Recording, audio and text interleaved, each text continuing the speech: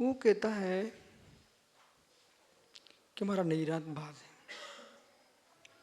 और वेद वेदक भाव का अभाव है। हम जो हेतु दे रहे हैं वो अन्यापो के निराकरण के लिए दे रहे हैं। अनद्वसा है समारोप, तो समारोप के विच्छेद के लिए हेतु दे रहे हैं।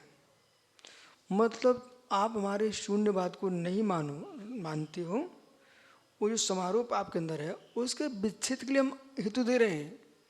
बाकी की हमारा जो शून्यवाद है वो कोई वस्तु नहीं है, संवृत्ति है, उनका पक्ष है।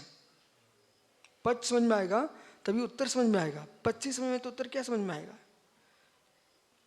कि हमारा जो समारोप है, हम समारोप के निराकरण के लिए आपको हेतु दे रहे हैं।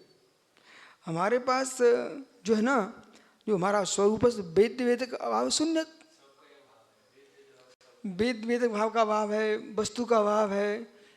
वस्तु के अभाव को तुम नहीं मान रहे ना, उसके समारोप के निराकरण के लिए हम हेतु दे रहे हैं। गजब का आदमी है कि वस्तु का अभाव है, उसमें जो समारोप है उसके निराकरण के लिए हम आपको हेतु दे रहे हैं। ऐसा सुगत का मत है, शून्यवादी सुगत।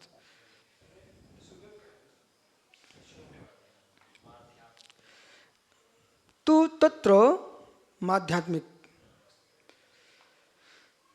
तो नैरातवाद समारोह की विच्छेद दूर करने के लिए हमने हेतु दिया है। यहाँ तक कल अपने पढ़ा उनका पक्ष। आज आपको उनका उत्तर पर पढ़ना है। जैनाचार्य क्या कहते हैं? तो जैनाचार्य क्या कहते हैं? कुतश्च तत्वतः, आप जो कह रहे हैं ना कुतश्च तत्वतः, स्वरूप साधन व्यवस्थापनी न, स्वरूप में साधन व्यवस्थापन वेद वेद कारक का लक्षण समारोप रहितत्वेपि पूर्वोक्त मदत्रापि समान साधन कथमित्या। हे शाद्वत, हे शून्यवादिना, हे शून्यवादिना, तो स्वरूपे साधन व्यवस्थापन, स्वरूप में साधन व्यवस्थापन पर वेद वेद का कारण लक्षण का कारण, वेद वेद का कारण लक्षण समारोप रहितत्वेपि, जो वेद वेदक भाव है उस समारोप के रहित होने पर भी। अब हमने समारोप के किसे कहा है? संशय विपर्य अनद्वसा, इसका नाम समारोप है। ठीक है, समारोप यानी त्रिदोष। तो हम जब अपूरार्थ की बात कर रहे थे, अनिश्चित अपूरार्थ था। ठीक है, जो अनिश्चित है वो अपूरार्थ है। फिर हमने क्या बोला? दृष्टोपि समारोप ताद्रक, दृष्टोपि समारोप ताद्रक, दृष्ट भी है लेकिन समारोप आ चुका है, तो ताद्रक अपूरार्थ, अनिश्चितोपूरार्थ था। जो हमारा दृष्टोपि समारोप ताद्रक सामने दिख रहा है लेकिन संशय पर अनद्वसा चल रहा है। फिर जैसे अनिश्चितोपूरार्थ था ना, तो जब संशय पर अनद्वसा हो गया तो अनिश्चितार्थ हो गया, अनिश्चितार्थ हो गया। हमने इस पेंसिल को पूर्व में देखा, देखने के उपरांत समय बीत गया, अब हमको इसमें संशय पर अनद्वसा आ गया, तो दृष्टो भी समारोप ताद्रक, ये समारोप उसके समारोप किसके समान? अपूरार्थ, ये भी अपूरार्थ हो गया। तो इसको हमको पुनः जानने के लिए इसको हम पुनः जानेंगे। ठीक है ना, तो विस्मृत हो गया ना, तो समारोप हो गया, ताद्रक हो गया, अपूरार्थ हो गया। जिसको हमने पूर्व में नहीं जाना वो अपूरार्थ है, लेकिन दृष्टि समारोप ताद्रक, देखने पर भी समारोप होने पर ताद्रक, वो अपूरार्थ जैसा ही हो जाता है, अनिश्चितोपूरार्थ था। गजब। तो स्वरूप में साधन व्यवस्थापन, स्वरूप में साधन व्यवस्थापन होने पर वेद वेद का काल लक्षण, वेद वेद का लक्षण रहितत्वपि, रहित होने पर भी पूर्वोक्तवद, पूर्व के समान, अत्रापि, यहाँ पर भी समान साधन कथमित्या समान साधन कैसे? जब तुम्हारे यहाँ साधन है ही नहीं है, तो साधन नहीं है, उस साध नहीं तो साधन कैसे? वो साधन तो साध्य होना चाहिए। जब शून्य मानते हैं आप जगत को, कुछ है ही नहीं है, तो सिद्धि किसी कर रहे हो? और शून्य है ही, शून्य है ही, तो समृद्धि किस पर? तुम्हारा नैरातवाद कह रहा है कि शून्य है। जब शून्य है ना, तो फिर हेतु किसके लिए और समारोप किसके ऊपर? हम जैन कह रहे हैं जब वस्तु नहीं है तो समारोप किसके ऊपर? वस्तु नहीं है संशय किसके ऊपर? वस्तु नहीं है विपर्यास किसके ऊपर? वस्तु नहीं है विभ्रम किसके ऊपर? दो वस्तु होना चाहिए, कोई वस्तु तो होना चाहिए ना, तभी तो संशय विपर्य निर्द्वेषा होगा। इसलिए शादवादी हे शून्यवादी ना, हे शून्यवादी, समारोप विच्छेदता, समारोप विच्छेद जो है परमार्थतः, परमार्थ से कल्पना व्यक्ति विचार, जो समारोप है परमार्थ से की कल्पना मात्र है। आपका जो समारोप है वो वस्तुतः वस्तु है कि कल्पना मात्र है। तत्र स्वरूपे, उसके स्वरूप में कुतश्चित प्रमाणात परमार्थता, कुशित प्रमाण परमार्थ से वेद वेदिकाकार, वेद वेदाकार, अद्वसाय, जो अद्वसाय है अलक्षण समारोप निराकरण, समारोप निराकरण के लिए कहाँ गए? निराकरण अस्तित्व अंगीकारे, तो समारोप निराकरण के अंगीकार करना चाहिए, वस्तु तो होना चाहिए, तभी तो समारोप लगाएंगे आप। तो वस्तु स्वीकार कर लीजिए आप। यदि समारोप लगा रहे हो तो वस्तु स्वीकार कर लीजिए, और वस्तु स्वीकार करो तो समारोप स्वीकार। हमको तुम्हारे पास वस्तु ही नहीं है, आकाश कुछ लग गया तुमको? अरे लगा, जब पैर होंगे तभी तो लगेगा, जब पैर ही नहीं तो लगा किसमें? जमीन पर तुम चल रहे थे, तुम्हारे कुछ लग गया, अरे कहाँ लगा? वो लग गया, बोले कहाँ लगा? जब तुम जमीन पे पैर रख के चले तभी तो लगेगा। जब तुम कह रहे हो हमारे पास पैर ही नहीं है, शरीर ही नहीं है, तो लग किस में गया? वस्तु होना चाहिए। अरे पर्दा डालो, पर्दा डालो, अब पर्दा किस में डालूं? कोई वस्तु तो होना चाहिए पर्दा डालने के लिए। आवरण किस पे होगा? वस्तु पर, अवस्तु पर? आवरण वस्तु पर होगा, अवस्तु पर कोई आवरण नहीं होता। क्या? उसी की तो बात चल रही है। शून्यता का अस्तित्व ही नहीं है, शून्यता का अस्तित्व ही नहीं है, तो फिर तुम समारोप किसका, किस पे लगा रहे हैं? हम तो माध्यात्मिक से बोल रहे हैं, तुम शून्य की बात कर रहे हैं। हम शून्य मानते हैं, हमारे शून्य के बहुत अर्थ हैं। सुनिए, हैं? नहीं, आप क्या बन के पूछ रहे हो?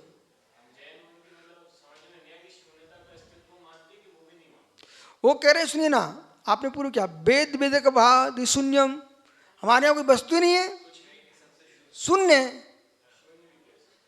शून्य, ठीक है ना?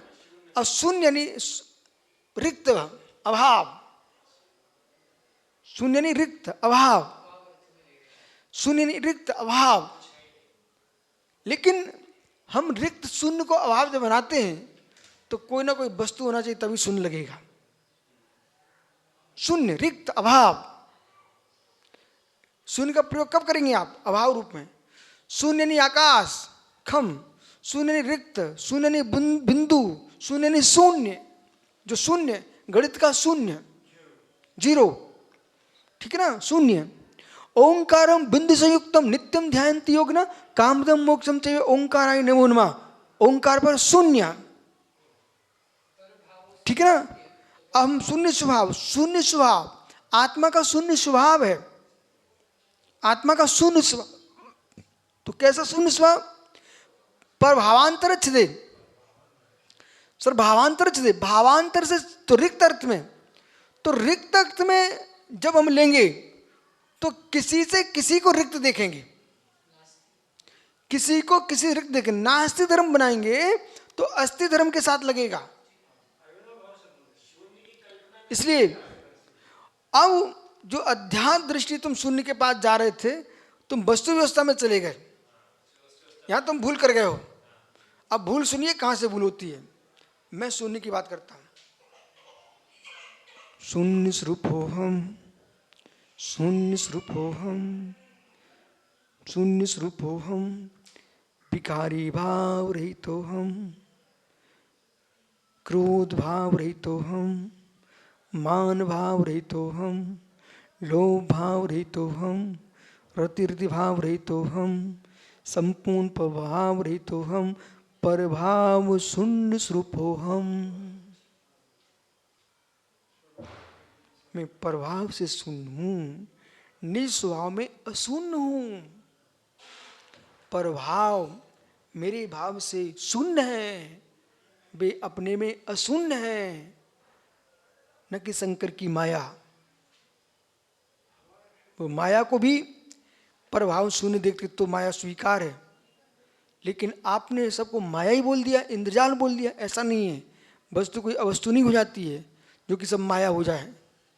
माया से मतलब गहरे का था, या तो बे समझा नहीं पाए, या बे सुन नहीं समझ पाए, दूसरे नहीं समझ पाए।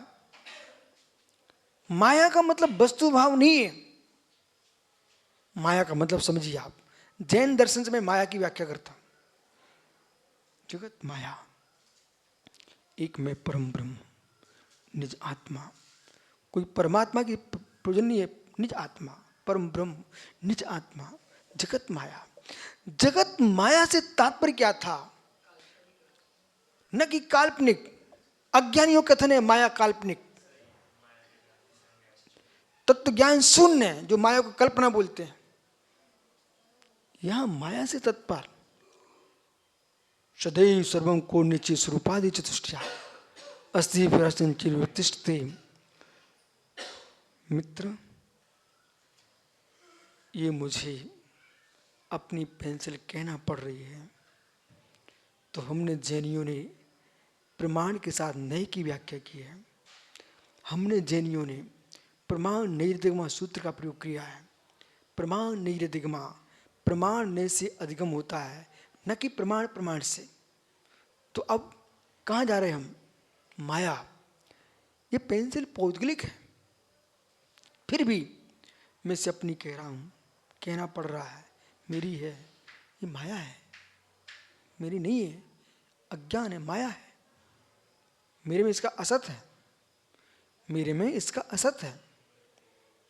ये माया है,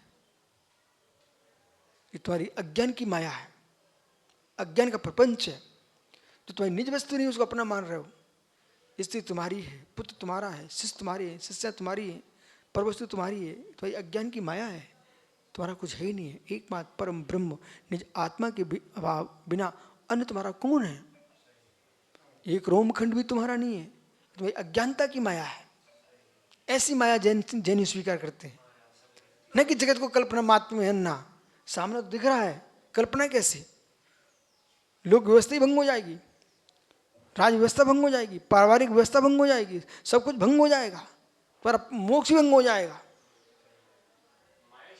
इसलिए तो माया यानी प्रपंच, माया यानी इंद्रजाल, माया यानी कैसा है? माया कैसा है?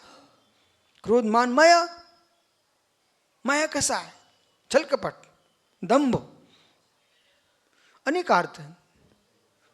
इसलिए ये परम सत्य है, जानते हुए फिर भी हमको सुनना चाहिए। जब हम सुनेंगे और, तो तुमको और ज्ञान होगा, तुम्हारे ये ज्ञान का गे विशेषतार को प्राप्त होगा। बराबर। इसलिए इनकी माया जो है, इनका शून्यवाद, शंकर की मायावाद शादवादी से मिलना चाहिए। तो शादवादी क्या कहेगा? 12 भावना में जाएगा। अनित्य है, अशरण है, ये सब व्याख्या करेंगे, लेकिन हम पर्याय दृष्टि से व्याख्या करेंगे। तम किंच पुण्य बिना शब्द नियमने परिणाम शून्य किंच शास्त्र में थी।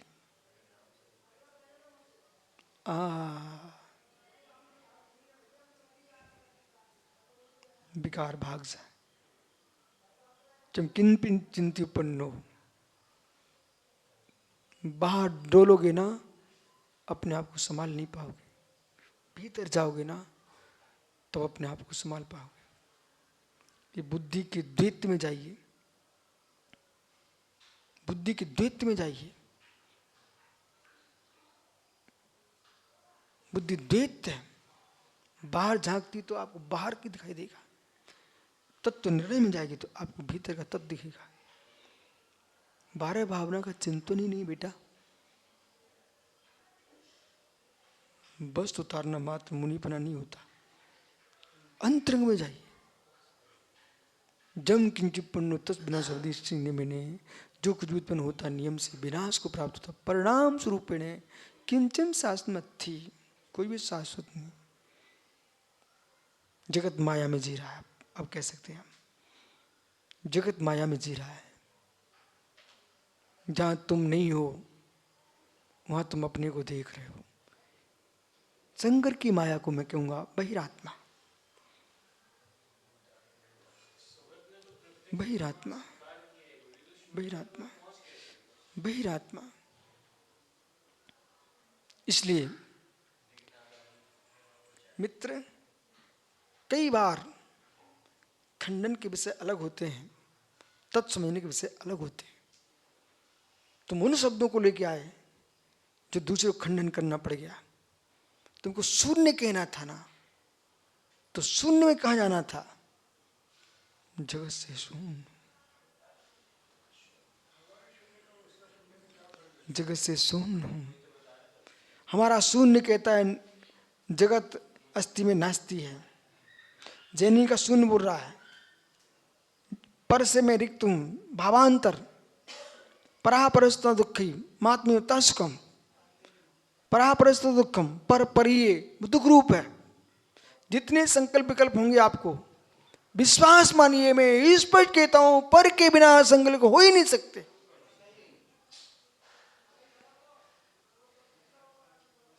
जब भी संकल्प में तुम डूबोगे, आदिश, आकाश, अक्षय, जब भी तुम डूबोगे, बहुत बड़ा सिर पर महान कष्ट का तूफान आएगा, तुम खोजना वहां पर ही होगा।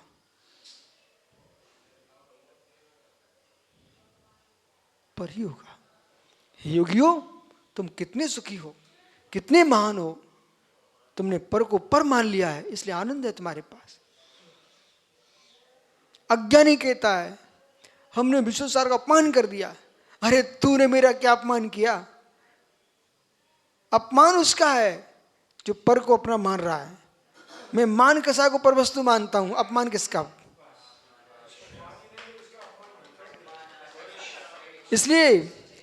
इसलिए आप इष्टोपदेश के पास जाइए।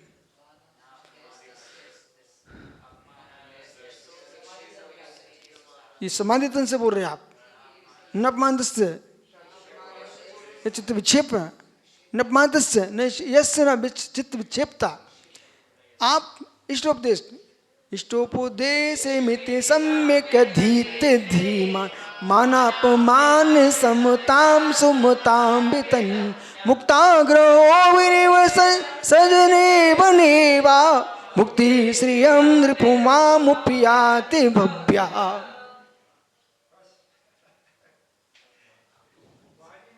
बालक, आज ही एक प्रसंग आया, आज ही, तो मैंने सूचना कर दी, विकल्प मत करो, हम जैन साधु हैं,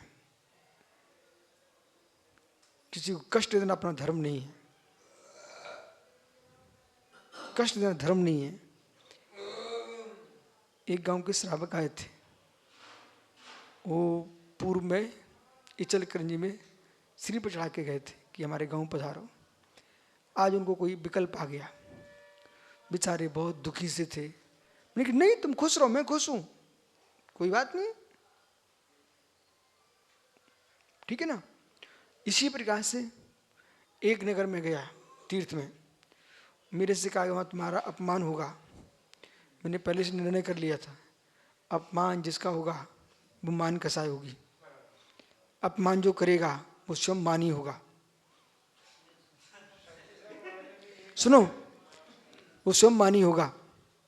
और मैं गया वहाँ आनंद के साथ, और आनंद के साथ वापस आ गया। बाद में उनका समाचार आया, आप फिर से मिले ही नहीं। उनकी एक बार मिल लिया था, मैं समय करके निकल आया। तो उनको महसूस हुआ हमने गलत किया है, ठीक है ना। बस जब हमारे गृहस्थ रायचंद, उनको एक व्यापारी ने व्यापार किया बेटा, और जब व्यापार का सौदा किया तो बाजार के भाव कमजोर थे, तो हीरो मोती का व्यापार था। बाद में वो कागज देने आया, भाई आप अपना माल ले लीजिए, तो उसके हाथ कप रहे थे, बेचारा घबराया था। और क्योंकि बाजार के भाव बढ़ गए थे, उसको करोड़ों का घाटा लग गया देने वाले को। बाजार के भाव बढ़ने के कारण उन्होंने उसके सामने वो कागज का बिल था, उसे ऐसे फाड़ दिया। बोले ये क्या किया? तो उन्होंने कहा रायचंद दूध पीता है, खून नहीं पीता। मतलब तुम्हारे इस कागज के पीछे तुम्हारे परिणाम खराब हो रहे थे, फाड़ दिया, ठीक है ना। हाँ, तो ऐसे मेरे जीवन बहुत सारे प्रसंग आते रहते, आएंगे भी।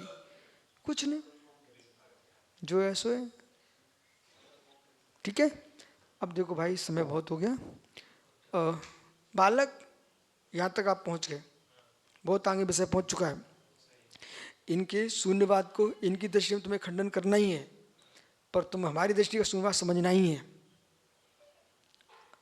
जितने विकल्प खड़े हुए हैं जगत में, अध्यात्म की ना समझ के कारण लोग मिथ्यात्व में डूब गए। अध्यात्म की ना समझ के कारण, अध्यात्म बहुत बड़ी शक्ति है, इसे समझना पड़ता, पचाना पड़ता, बुद्धि चाहिए। अभाग्यपन सबका, इतना विवेक बुद्धि प्राप्त हुई है इन ग्रंथों को मालूम। आज देश में अष्टशैसी समझने सुनने वाले जीवों की बिरले जीव बचे हैं।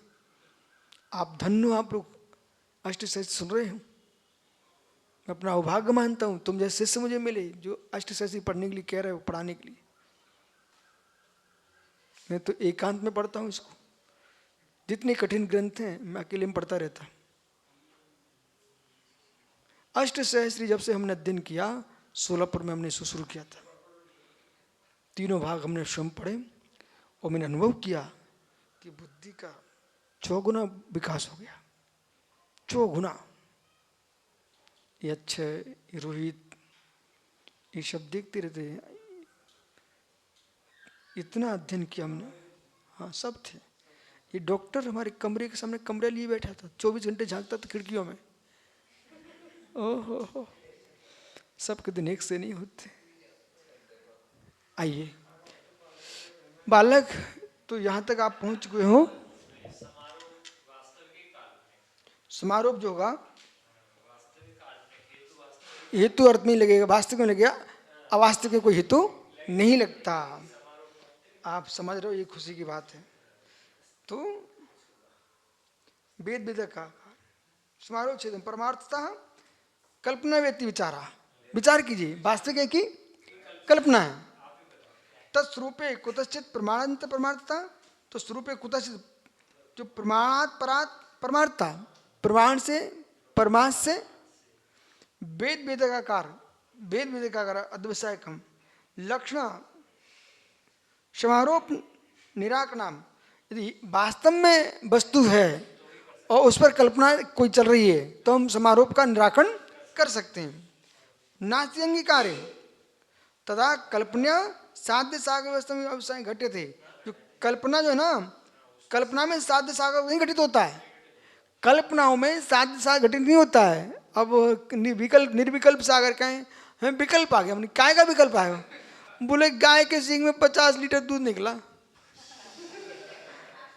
अरे इसको विकल्प आ गया, निर्विकल्प को विकल्प आ गया। बोले गाय के सींग में 50 किलो दूध निकला गुरुजी, गुरुजी। हमने की फिर लेके कैसे गए? वो कछुए की पीठ के बाल की रस्सी में टांग करके हम बाल्टी में भर के ले गए। अच्छा, कछुए की बाल की पीठ की बालों की पीठ के बालों की रस्सी बना के तुम ले गए। किसको पिलाया फिर ले जा करके? बंध्या के बेटे को पिला दिया। विकल्प आ गया। अरे मित्र, ये कुछ वस्तु होती नहीं तो विकल्प किस बात का आ गया? ठीक है, ये असंभव दो से दूसरे, चलो खुशी है तुम्हें इतना समझ में आ गया। नमो रिंता नमो सिद्धा नमो हरि नमो सब, यही तो विचार लगाना है।